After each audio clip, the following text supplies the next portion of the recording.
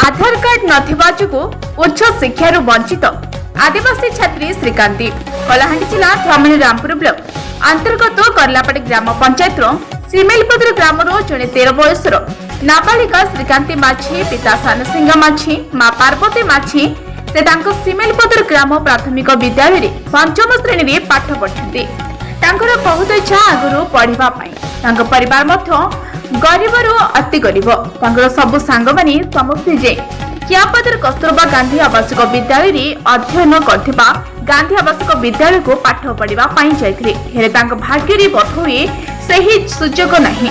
विद्यालय नाम लेखा दायित्व रे थिबा शिक्षक शिक्षयित्री श्रीकांती माझी को तुमर आधार कार्ड नहीं तुम नाम लेखाई पारिबो नाही बोली रक्षक मना करदिले से झियो और तांको माँ बापा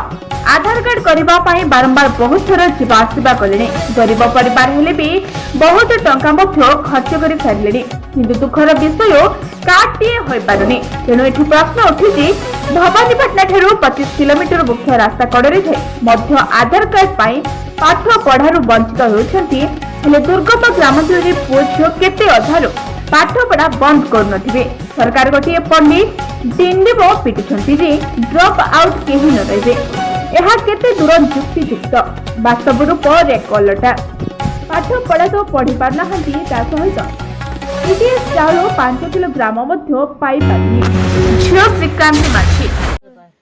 एबे केन स्कूल के जाइथिलो ना लेखावा लागि आधार ना वाले ने के आधार को दिले आधार ना हेले ना ना लिखु बोलछन पढ़बार इच्छा अछि के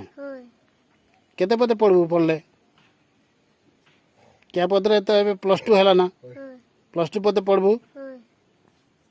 ना लिखे देले पढ़बू ना के धामणी रामपुर ब्लॉक मानस कुमार नायक को रिपोर्ट फास्ट न्यूज ओडिशा।